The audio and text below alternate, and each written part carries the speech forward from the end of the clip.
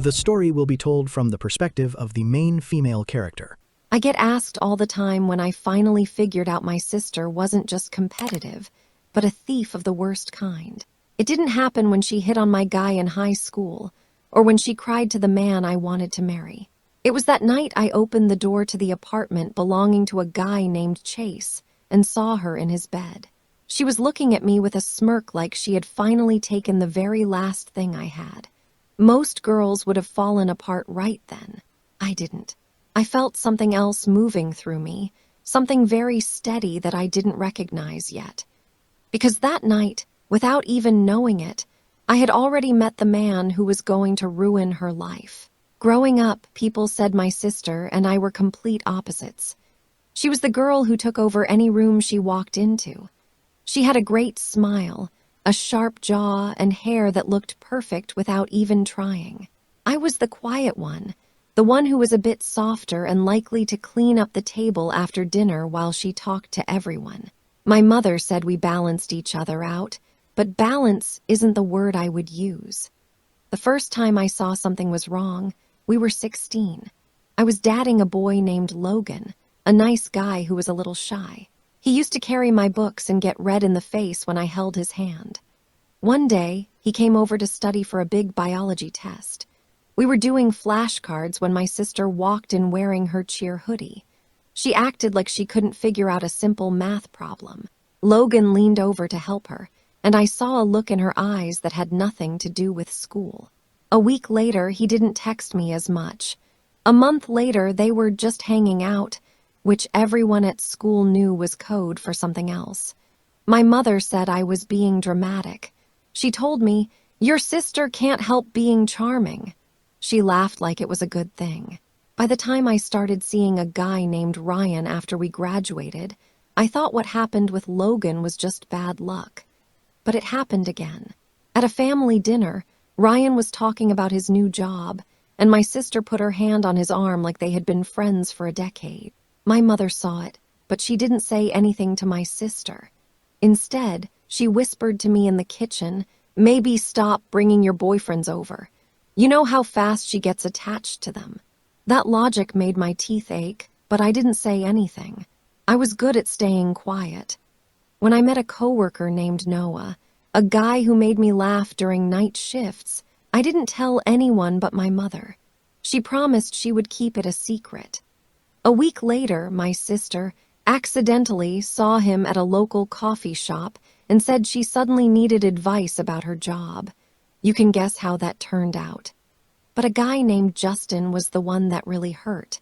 We were together for 2 years.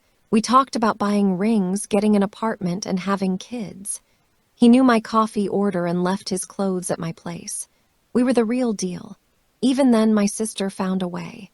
She had a midnight emergency and went to cry on his shoulder. My mother told me, "He's just too nice. He can't ignore a girl who needs help." When we broke up, everyone saw it coming but me. I told myself I would get used to being betrayed, but that isn't true. The hurt just builds up and changes you piece by piece. Then there was a guy named Chase. I didn't even tell my family about him for 8 months. I wanted something that wasn't touched or threatened for once. He felt different, steady, and real. I thought I finally beat the curse. I didn't know then that keeping secrets doesn't really protect you. It just waits for the crash. I was at a family cookout when my cousin Sarah, who can't keep her voice down, leaned over the grill. She was flipping burgers and asked, "So, how's that guy you're seeing? The tall one in Phoenix?" She didn't know she just gave my sister the directions to invade the last safe place in my life. I felt my stomach drop.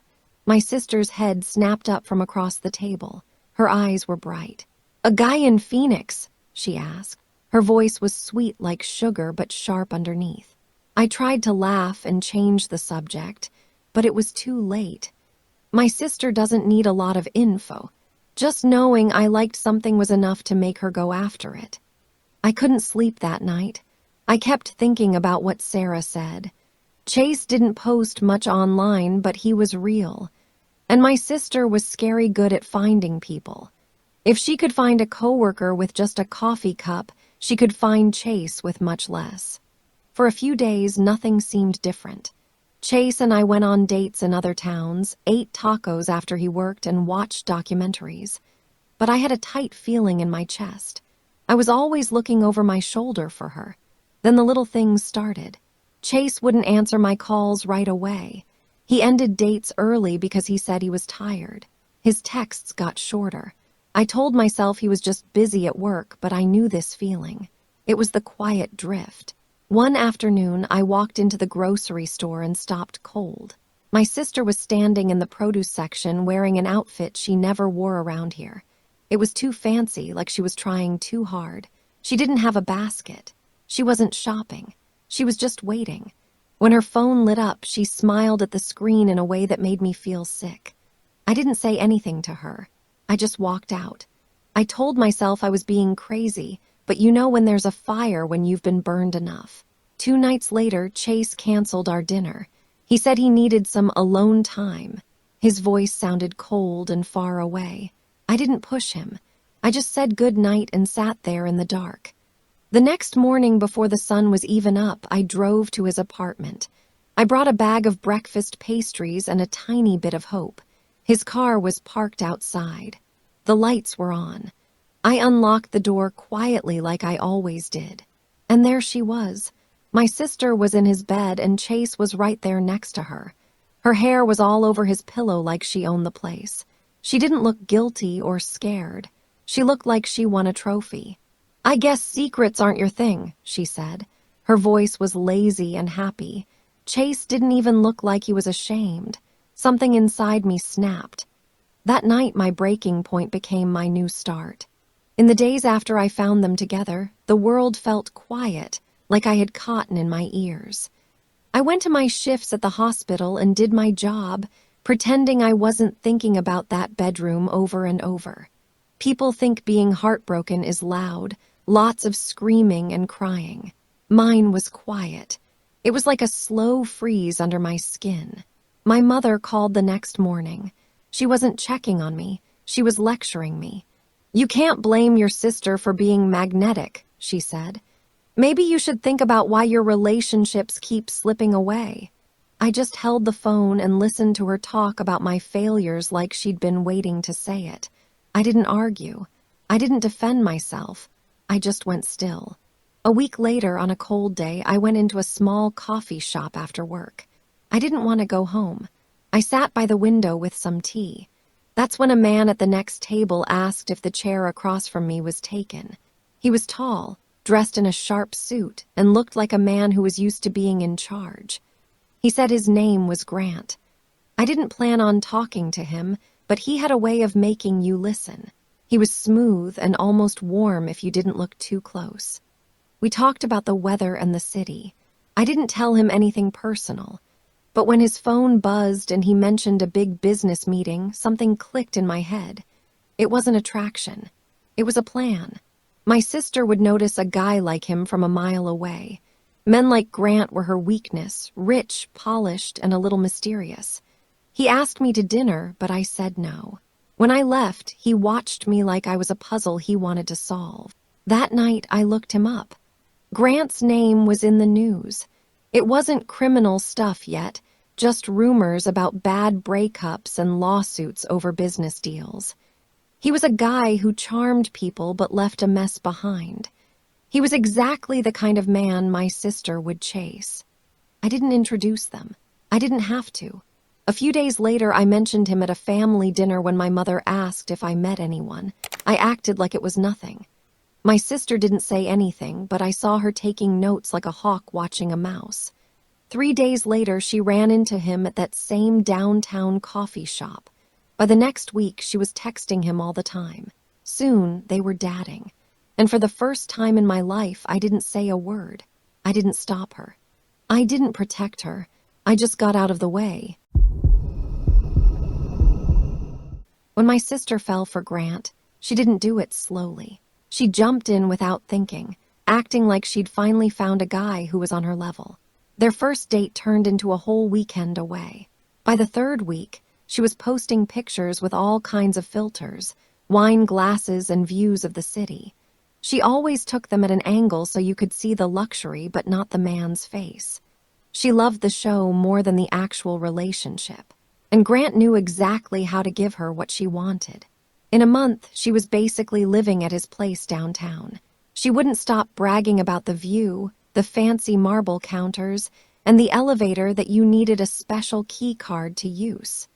"I feel like I'm finally with someone who is on my level," she told me during one of her rare calls. She only called when she wanted me to admire her. I just listened, didn't say much, and kept my voice calm. Grant wasn't mean at the start. Guys like him never are. He was nice and gave her things and made big gestures. But under all that, he was cold. I knew it before she did. The first problem happened quietly. She called me one night and said she was low on money for their shared bills. "I'm putting money into our future," she said. She sounded like she was running out of air. "Grant says it's smart to put our money together early. It shows we trust each other." She sounded like she was just repeating lines he told her to say. A week later, she took out $32,000. That was every penny she had saved. She put it into a project Grant was leading. She tried to explain the details to me like she knew what she was talking about. She didn't. I knew what was coming, but I didn't say a single word. Soon, her calls sounded different. She still tried to brag, but her voice was shaking. She asked me if I thought her skin was breaking out because of stress. She asked if it was normal that Grant was the only one with a key card, or if it was okay for him to read all her messages to be honest. "He loves me," she kept saying, but her voice was cracking. Then came the night she whispered into the phone. Do you think someone can love you and still scare you?"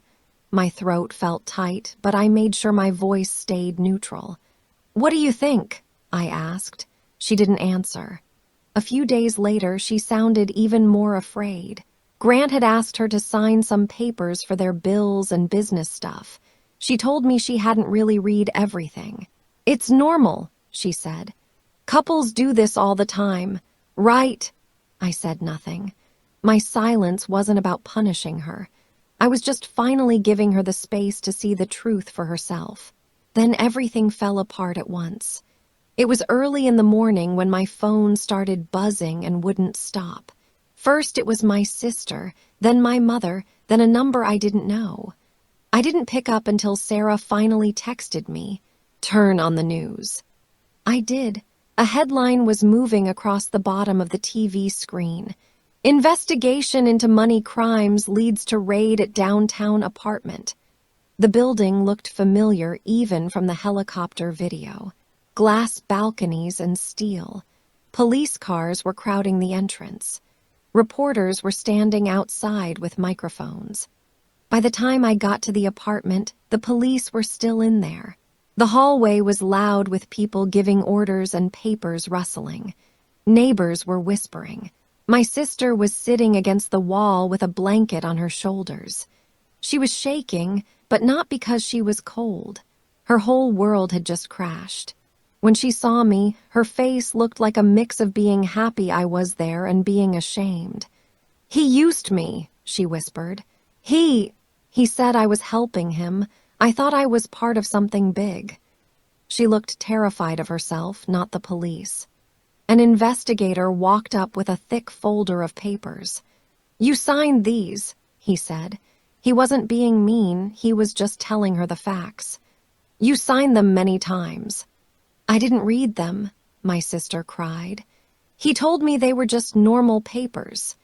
The investigator nodded like he felt bad for her, but he stayed firm. "Not reading them doesn't mean you aren't responsible." That sentence broke something in her. She started sobbing. It was a loud, raw sound. My mother ran in a few minutes later. Her hair was a mess like she had run the whole way. "Where is she? Amber, baby, talk to me." She knelt down and grabbed my sister's face. "We'll fix this. We'll get you a lawyer." Then she turned on me. "This is your fault," she hissed. You must have known what kind of man he was." The words my mother said felt like knives, but they didn't cut me like they used to. I didn't yell back. I didn't even try to defend myself. Amber made her own choices, I said in a quiet voice. For a long time, she took things from me and nothing ever happened to her. This time, she took something from the wrong person. My mother stared at me like I was a total stranger she had never seen before. My sister just shook her head while tears ran down her face. "Please," she whispered, "don't leave me by myself." For a second, I felt that old feeling come back. I wanted to protect her from the mess she had made. But then I thought about all those nights I cried alone. I thought about the relationships she shredded and how she looked in that bed with Chase. I knelt down right next to her and looked her in the eyes. "You aren't alone," I told her softly, "but you are the one responsible for this." Her shoulders dropped when I said those words. Right then, Grant walked past us. His face looked like a blank wall and he held his back straight. He didn't look at my sister even one time. Over the next few days, the investigation found out all the bad stuff he did with money. My sister didn't get the most serious charges, but she was still in trouble for all those papers she signed. She took a deal to make the punishment smaller, but the damage was already done. She was broke. Her savings were totally gone and her credit was trashed. She now had a criminal record that she would have to carry like a shadow. She moved out of that apartment with nothing but one bag of clothes. My mother cried and my father stayed quiet. I just walked behind them with my hands in my pockets. I didn't feel like I had won, but I felt a weight go off my shoulders. A few nights later, I sat in my own place and finally breathed out. It wasn't because I was happy she failed. It was just a relief. I finally understood that justice happens quietly when you stop shielding people from the consequences of what they do. If you've ever been betrayed like that, you know why I didn't step in. Some people only stop when they hit a wall they can't walk through. My sister didn't go to jail, but the trouble stuck to her like smoke. My mother tried to say the world was just being mean to her, but the bills and legal papers showed the truth. After a month, my sister moved to Portland and got a job at a small cafe. The girl who used to take over every room now looked tired and moved carefully. I saw a picture of her online once. She looked older and I barely recognized her. I started going to therapy and told the truth out loud for once. I talked about the years of being compared to her and how tired I was of being the one who had to understand everything. Healing was slow, but it was real. My father and I got closer, but my mother avoids the subject completely. Looking back, I don't feel like I got revenge. I just have clarity. My sister's life falling apart wasn't my victory. It was just the natural end of the path she chose. My life started getting better the moment I chose myself instead of chasing her approval. If my story sounds like something you've been through, you aren't alone. Share what you think in the comments and tell me where you are watching from. And if you want more stories like this about setting boundaries and finding justice, make sure to subscribe.